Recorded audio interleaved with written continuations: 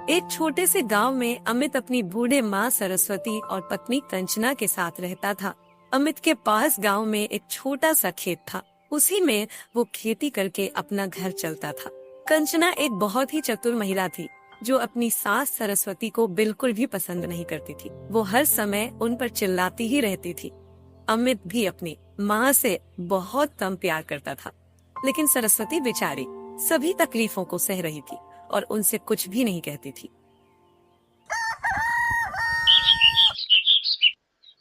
सुबह होते ही अमित खेतों पर काम करने के लिए चला जाता है।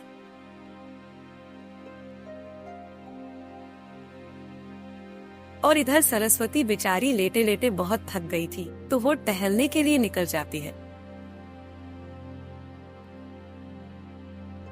तभी उसे उसकी बचपन की सहेली माया मिल जाती है। अरे क्या हाल है सरस्वती बहन, तुम तो मुझे कई महीनों बाद दिखाई दी हो। और पता नहीं आज हम लोगों की कितनी अच्छी किस्मत होगी कि हम दोनों लोग इतने महीने बाद एक साथ मिल गए। और घर पर तुम्हारे बेटे बहू तो ठीक है ना?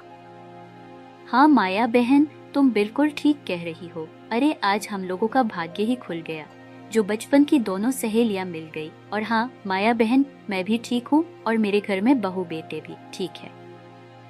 अरे सरस्वती बहन, तुम्हारी बहू कैसी है? मतलब स्वभाव से तो अच्छी है ना, और तुम्हारा सम्मान करती है ना, तो वे समय पर खाना पानी देती है कि नहीं? माया की बातें सुनकर सरस्वती के आंखों में आंसू आ जाते हैं, लेकिन वो आंसू को छुपाते हुए अपनी बहू की प्रशंसा करते हुए कहती है। अरे हाँ माया बहन, मेरी बहू तो स्वभाव से बहुत अच्छी है और मुझे समय से खाना पानी के साथ साथ दवाइयाँ भी देती है। वो तो मुझे अपनी माँ की तरह मानती है। अगर मैं खाना न खाऊं तो उस दिन वो खाना को हाथ में नहीं लगाती। इसीलिए मैं भी उसे अपनी बेटी ही मानती हूँ, क्योंकि जिसका स्वभाव अच्छा हो उसके लिए विचार भी अच्छे होने चाहिए। हाँ बहन, तुम बिल्कुल ठीक कह रही हो। सम्मान करने वालों को भी सम्मान देना चाहिए। बहन, तेरा तो भाग्य ही खुल गया कि तुझे इतनी अच्छी बहू मिली है। भगवान करे तेरी जैसी बहू हर किसी को मिले। और हाँ सरस्वती बहन, तुम अपनी बहू को कभी भी ताना मत मारना, क्यों बेचारी तुम्हारे लिए इतना कुछ करती है कि कोई ना कर सके। हे भगवान, ऐसी बहू पूरी दुनिया में किसी को ना मिले। फिर वो दोनों थोड़ी देर बातें करने के बाद अपने अपने घर जाने लगती है। सरस्वती जब घर में पहुंचती है तो उसकी बहू खड़ी हुई थी, जो अपनी आंखें लाल पीली कर रही थी और चिल्लाते हुए कहती है। अरे महारानी, अब आप कौन सी यात्रा पूरी करके आई हो? अरे भाई, अगर तुमसे कभी कुछ काम के लिए कह दिया जाता है तब तो तुम कहती हो तुम्हारे हाथ पैर दर्द कर रहे हैं, तो इतनी ताकत नहीं है कि झाड़ू भी लगा सको। लेकिन घूमने के लिए तुम पूरा गांव घुमाओगी, तब तुम्हारा ना ही हाथ पैर दर्द करेगा और ना ही ताकत कम होगी। अरे बहू, लेटे लेटे मेरी कमर दर्द करने लगी थी और वैसे भी मेरी तबीयत कभी ठीक रह भी नहीं पाती। इसीलिए मैं गांव में घूमने के लिए चली गई थी। और तुम्हें पता है, वहाँ पर मेरी बचपन की सहेली माया मिल गई थी, तो उसके साथ बातें करने में थोड़ा समय हो गया। वही तो मैं कह रही थी कि तुम्हें इधर उधर घूमने में और फालतू की बातें करने में बहुत मजा आता है, लेकिन काम करने में तुम्हारी प्राण निकल जाते हैं। कंचना के मुंह से इतनी कड़वी बातें सुनकर वो बहुत दुखी होती है, क्योंकि कंचना उसके साथ बहुत गलत व्यवहार कर रही थी। लेकिन सरस्वती को बहुत भूख लग रही थी, तो वो कंचना से प्यार भरी बातों में कहती है। बहू बेटी, मुझे बहुत जोर से भूख लगी है, तो तुम मुझे खाना दे दो। मैंने सुबह से कुछ भी नहीं खाया है, इसीलिए और भी ज्यादा भूख लगी है। अरे अब खाना खत्म हो गया है, तो जब मैं शाम को खाना बनाऊंगी तब खा लेना। वैसे भी इस उम्र में 1-2 दिन खाना चाहिए। उसकी बात सुनकर सरस्वती को बहुत बुरा लगता है, लेकिन वो बेचारी चुप ही रहती है। रात होने पर जब अमित घर आता है तो अपनी माँ से कहता है। अरे माँ, आपने खाना तो खा लिया होगा, क्योंकि वैसे भी आज खाना तो आपके मनपसंद का ही बना है, तो आपको आज खाने में हर रोज से ज्यादा मजा आया होगा ना? हाँ बेटा, खाना तो सच में स्वादिष्ट था, इसीलिए मैंने आज कुछ ज्यादा ही खाना खा लिया है, क्योंकि मनपसंद चीज खाने में बड़ा ही मजा आता है। जिस माँ को रूखी सूखी रोटी तक नहीं मिली, वो अपने बेटे के सामने झूठ कह देती है कि खाना बहुत अच्छा था, क्योंकि अगर वो सच बता देती कि उन्हें आज खाना ही नहीं मिला है तो अमित और कंचना की लड़ाई हो जाती। अरे हाँ माँ, कंचना तो बहुत अच्छा खाना बनाती ही है। जो भी उसके हाथ का खाना खा लेता है उंगलियां ही चट्टा रह जाता है। माँ, आप कंचना जैसी बहू पाकर धन्य हो गई हो। आप बड़ी भाग्यशाली हो जिसे कंचना जैसी बहू मिली। हाँ बेटा, तुम बिल्कुल ठीक कह रहे हो। कंचना मेरी बहू नहीं बेटी है। अच्छा बेटा, मेरे सिर में थोड़ा थोड़ा दर्द हो रहा है तो तुम अलमारी से दवाई निकाल दो ताकि दर्द थोड़ा कम हो सके। अरे माँ, आपको दिखाई नहीं पड़ता, मैं दिन भर खेतों में काम करता हूँ और जब घर पर आया हूँ तो एक गिलास पानी भी नहीं पिया और आप काम बताने लगी। अरे कम से कम इतना तो कर लिया करो। 2 कदम पर अलमारी है, चलकर दवाई ले लिया करो। मैं जा रहा हूँ आराम करने के लिए, मुझे बहुत थकावट हो रही है।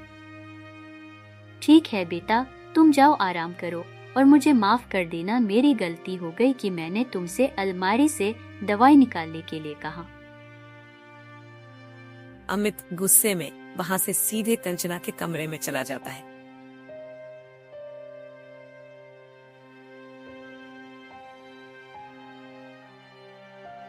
अरे कंचना, क्या हुआ? तुम इतनी चुपचाप और उदास क्यों बैठी हो? तुम्हारी तबीयत तो ठीक है ना? अरे अब मैं तुम्हें क्या बताऊं, मेरा सारा दिन काम करने में ही निकल जाता है और ऊपर से तुम्हारी माँ का ध्यान रखना, झाड़ू पोछा, खाना बनाना और बर्तन धोना, ये सब करते करते बहुत थक जाती हूँ। और आज तो मेरे हाथ पैर बहुत दर्द कर रहे हैं, इसीलिए मैं आपका इंतजार में बैठी थी। लेकिन आपकी माँ को हम दोनों में से किसी पर दया नहीं आती, वो तो बस पूरी दिन खाती रहती है। ऊपर से आज तो ना जाने कितने दूर घूमने के लिए चली गई थी। अरे इतनी दूर घूमने जाती है, इससे तो अच्छा ही है कि घर का थोड़ा बहुत काम ही कर ले। अरे कंचना, कोई बात नहीं, मुझे भी माँ पर बहुत ज्यादा गुस्सा आ जाता है। तुम थोड़ा कम काम किया करो, क्या बिगड़ जाएगा? अरे अब मैं आपको क्या बताऊं, मैं तो उनसे कुछ कहती भी नहीं हूँ क्योंकि वो आपकी माँ है, इसीलिए मैं उनकी बिल्कुल अपनी माँ की तरह इज्जत और देखभाल करती हूँ। अच्छा चलो छोड़ो, इन सभी बातों को आपको भूख लगी होगी तो आप हाथ पैर धो लो, जब तक मैं आपके लिए खाना लगा देती हूँ। अरे कंचना, मैं खाना तो खा लूंगा, लेकिन मैं इतना थक भी नहीं गया हूँ जितना तुम सोच रही हो। मुझसे ज्यादा तो तुम काम करती हो, तुम्हारी शक्ल देखकर लग रहा है तुम्हारी तबीयत ठीक नहीं है। तुम लेट जाओ, मैं तुम्हारे हाथ पैर में थकावट उतारने वाला तेल लगा देता हूँ और सिर की भी मालिश कर देता हूँ। अच्छा ठीक है, मैं लेट जाती हूँ और बाद में आप खाना भी खा लेना, शायद मुझे लेते लेते नींद आ जाए।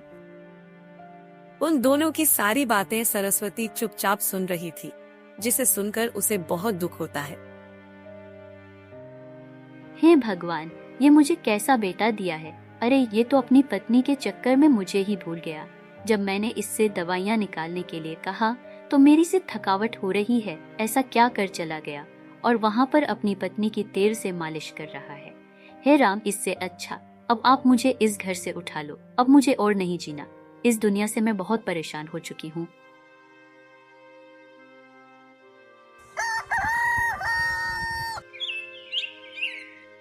ऐसे ही कुछ महीने बीत जाते हैं। अब कंचना को सरस्वती पर पहले से बहुत ज्यादा गुस्सा आने लगा था और कंचना सरस्वती को देखना तक नहीं चाहती थी। इस बुढ़िया से मैं बहुत परेशान हो गई हूँ। ये दिन भर खाती रहती है और आराम करती रहती है, इसकी वजह से ये घर नरक बन गया है। अब कुछ भी हो जाए, मुझे चाहे कुछ करना पड़े, मैं इस बुढ़िया को अपने घर से निकाल कर ही रहूंगी। दूसरी ओर अमित खेतों में काम कर रहा था। तभी उसके पास गांव का एक व्यक्ति आता है। अरे अमित भाई, कैसे हो? तुम तो आज इतने जल्दी खेतों पर आके लगता है पूरे गांव में सबसे अच्छी फसल तुम्हारी ही आएगी। अरे भाई, क्या करूं? खेती नहीं करूंगा तो काम कैसे चलेगा? वैसे भी मुझे इस बार फसल जल्दी से मंडी में बेचनी है ताकि अपनी पत्नी के लिए गहने ले सकूं और घर का खर्च भी अच्छे से चला सकूं। हाँ, पत्नी से याद आया कि तुम्हारी पत्नी का स्वभाव कैसा है, वो तुम्हारा अच्छे से ध्यान रखती है कि नहीं, और तुम्हारी माँ का ध्यान रखती है कि नहीं? अरे भाई, अब मैं तुम्हें क्या बताऊं मेरी पत्नी का स्वभाव कैसा है। मेरी पत्नी तो इतना काम करती है जितना काम गांव की कोई महिला नहीं करती होगी, और मेरी माँ तो बहुत भाग्यशाली है कि उन्हें कंचना जैसी बहू मिली। कंचना मेरी माँ का इतना ध्यान रखती है कि समय पर खाना, पानी, दवाइयाँ बिस्तर पर देती है और हर रोज उनके पैर दबाती है। चलो अच्छा है कि तुम्हारी बूढ़ी माँ का ध्यान रखने वाली तुम्हें एक अच्छी सी पत्नी मिली है, और सच में तुम्हारी माँ तो बहुत भाग्यशाली है। अच्छा ठीक है भाई, अब मैं चलता हूँ, मुझे भी मेरे खेतों में काम करना है।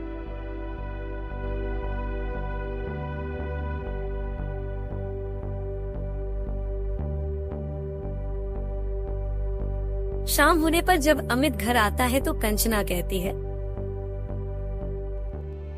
अरे जी देखो, अब आप मुझे कंगन खरीद दो। आपने पिछली साल भी कहा था। वैसे भी मैं आपसे ज्यादा खर्चा भी नहीं करवाती हूँ, तो इतना तो बनता ही है मेरे लिए। अरे कंचना, मैं तुम्हें कंदन तो आज ही खरीद देता, लेकिन मेरी मजबूरी है, मैं तुम्हारे लिए कुछ नहीं खरीद पा रहा हूँ क्योंकि मेरे पास पैसे नहीं है। अरे मैं जैसे तैसे न चला पा रहा हूँ, लेकिन हाँ, इस बार जब अच्छी फसल आएगी तो मैं जरूर तुम्हारे लिए कंदन खरीद दूंगा। अरे आप पैसों की चिंता क्यों कर रही हैं? शायद आपको नहीं पता कि आपकी माँ के पास कितनी ज्यादा पैसे हैं। मैंने एक बार देखा था, उनके पास बहुत सारे पैसे हैं, और वो पैसे तुम्हारी माँ। अरे लेकिन मैंने माँ को आज तक कभी भी पैसे नहीं दिए हैं, तो मैं उनसे क्या कहकर पैसे लूंगा? और मुझे तो ये भी विश्वास नहीं है कि उनके पास एक भी फूटी कौड़ी होगी। अरे आपको विश्वास हो या ना हो, लेकिन मैं कह रही हूँ ना कि उनके पास पैसे हैं। मैंने अपनी आंखों से देखे थे उन्हें पैसे गिनते हुए। और रही बात पैसे मांगने की, तो आप कहना कि मेरी तबीयत बहुत ज्यादा खराब है, दवाई लेने के बाद भी आराम नहीं मिल रहा है, डॉक्टर ने ऑपरेशन करने के लिए बताया है, इसीलिए बहुत सारे पैसों की जरूरत है। बस इतना कहते ही वो तुम्हें पैसे दे देंगे, क्योंकि एक माँ अपने बेटे को मुसीबत में नहीं देख सकती। ठीक है कंचना, मैं तुम्हारी बात पर विश्वास करके ये भी कर लेता हूँ। अगर माँ ने पैसे दे दिए तो हमारे तो मौज हो जाएगी, क्योंकि मैं आज के आज ही तुम्हारे कंदन खरीद लूंगा। कंचना की बात मानकर अमित अपनी माँ के पास जाता है और दुखी होने का नाटक करते हुए कहता है, अरे माँ, अब क्या होगा? अब तो मैं बहुत परेशान हूँ। माँ, बात कुछ ऐसी है कि तुम्हारी बहू की तबीयत बहुत ज्यादा खराब है और डॉक्टर ने ऑपरेशन करने के लिए बताया है। उसमें बहुत खर्चा आएगा, लेकिन अपनी तो अभी फसल भी नहीं आई है और मेरे पास एक भी रुपया नहीं है। अब ऐसी में क्या होगा? अरे बेटा, तुम ज्यादा दुखी मत हो, मेरे पास कुछ पैसे जमा किए हुए रखे हैं, तो तुम वो ले लाओ और बहू का ऑपरेशन करवा लो। ठीक है माँ, आप मुझे जल्दी से पैसे दे दो ताकि मैं अभी अस्पताल में जाकर पैसे जमा करके ऑपरेशन करवा दूं। फिर सरस्वती अमित को पैसे दे देती है।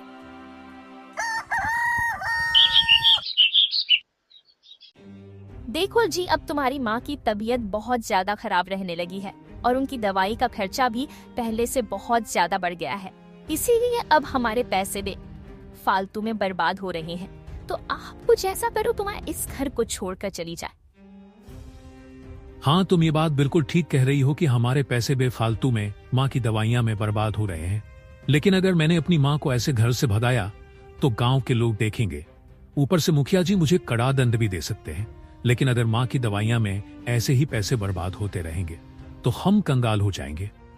हाँ, बात तो आप बिल्कुल ठीक कह रहे हो, लेकिन मेरे दिमाग में एक तरीका है जिससे पूरे गांव में किसी को पता भी नहीं चलेगा और तुम्हारी माँ भी हमारे घर से हमेशा हमेशा हमेशा के लिए चली जाएंगी। तरीका कुछ ऐसा है, 5-10 रुपए ही खर्च होंगे, इतने पैसे में तुम्हारी माँ घर से चली जाएगी। अच्छा, ऐसा क्या तरीका है कि इतने कम रुपए में माँ यहाँ से चली जाएगी? चलो जल्दी से तुम मुझे वो तरीका बताओ, शायद हमारे लिए वो तरीका किसी वरदान से कम ना हो। देखो, आप आज ही शहर जाओ और वहाँ से एक दवाई ले लेना जो व्यक्ति को बेहोश कर देती हो, और उस दवाई को मैं खाने में मिला दूंगी, और जब उस खाने को तुम्हारी माँ खाएंगी तो बेहोश हो जाएगी। तो उन्हें रात में कहीं दूर जाकर फेंक, जैसे कि जंगल, यहाँ पहाड़ियों में। बस फिर हम दोनों ही इस घर में सुख शांति से रहेंगे। हाँ कंचना, ये तरीका तो बहुत अच्छा है। ठीक है, मैं अभी शहर जाकर बेहोशी की दवाई लेकर आता हूँ और फिर आगे तुम जैसा कहोगी मैं बिल्कुल वैसा ही करूंगा।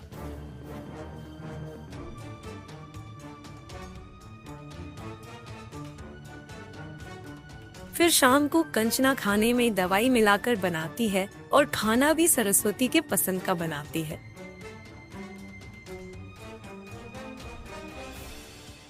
माँ, आज मैंने आपके मनपसंद का खाना बनाया है, तो आप खाना को जल्दी से खा लो, नहीं तो खाना ठंडा हो जाएगा, ज्यादा मजा नहीं आएगा। अपने मनपसंद का खाना देखकर सरस्वती को शक होता है और वो अपने मन में सोचती है, अरे कुछ तो गड़बड़ है, ऐसा तो कभी नहीं हुआ जैसे आज हुआ है। अरे मेरे मन पसंद का खाना इतने सालों में कभी नहीं बना, तो आज अचानक से कैसे बन गया। अरे छोड़ो इन सभी बातों को और इस खाने को चुपचाप खा लेती हूँ, चाहे अब इसमें जहर ही क्यों ना हो। वैसे भी मेरा बेटा बहू मुझे फूटी आंख नहीं देखते हैं। क्या हुआ माँ, आप इतना क्या सोच रही हो? जल्दी से खाना खा लो, खाना ठंडा हो रहा है। हाँ बहू, मैं जल्दी से इस खाने को खा लेती हूँ। फिर कुछ ही देर में सरस्वती बेहोश हो जाती है तो कंचना अमित को बुलाकर कहती है, देखो जी, अब ये बेहोश हो गई है, तो अब आप इन्हें कहीं जंगल में डाल देना, ताकि ये हमारे घर का रास्ता भूल जाएंगी। यहाँ तूने कोई जानवर का जाएगा, फिर हम दोनों सुख शांति से और खुशी से अपने घर में रहेंगे। ठीक है कंचना, तुम जैसा कह रही हो मैं वैसा ही करूंगा। मैं इन्हें दूसरे गांव के जंगल में डालकर आता हूँ। अमित बैलगाड़ी से अपनी माँ को एक सुनसान जंगल में छोड़कर घर चला जाता है।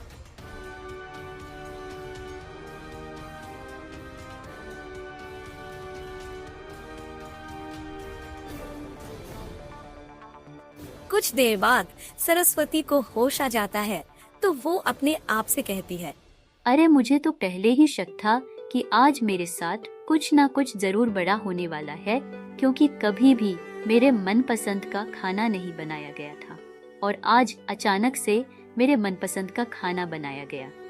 अब मैं समझी, उस खाने में बेहोश होने की दवाई मिलाई गई थी, जिसे खाने के बाद में बेहोश हो गई और उन दोनों ने मौका पाकर मुझे इस सुनसान जंगली जानवरों वाले जंगल में छोड़ दिया। जो हुआ अच्छा ही हुआ।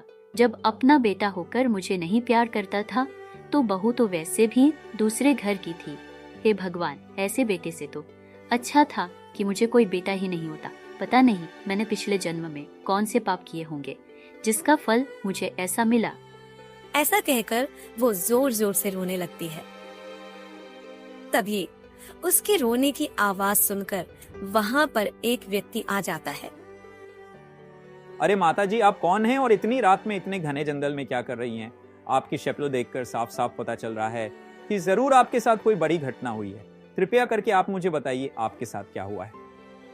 अरे बेटा, अब मैं तुम्हें क्या बताऊं? सरस्वती राम को सारी बातें बता देती है। क्या आपके बहू बेटे ने आप पर इतना अत्याचार करके आपको जंगल में छोड़ दिया?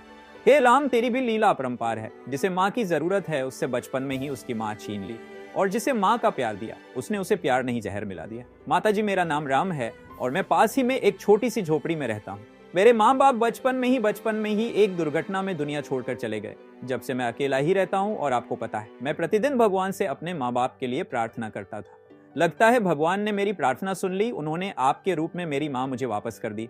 माता जी, अगर आप बुरा न माने तो आप मेरे साथ चलिए। मैं आपका अपनी माँ की तरह ध्यान रखूंगा और पूरी कोशिश करूंगा कि आपको किसी भी चीज की कमी महसूस ना होने दूं। वैसे मेरे पास ज्यादा धन संपत्ति नहीं है, लेकिन अब जितनी भी है वो सब आपकी ही है। अब कृपया करके आप मेरे साथ मेरी झोपड़ी में चली है। रात काफी हो रही है, यहाँ पर जंगली जानवर भी आते जाते रहते हैं, इसीलिए इतनी रात में यहाँ पर रुकना ठीक नहीं है। उस दिन से सरस्वती राम के साथ रहने लगती है और राम भी सरस्वती का बहुत ध्यान रखता था और अपनी माँ की तरह सरस्वती से प्यार भी करने लगा था। सीताराम, राधे राधे।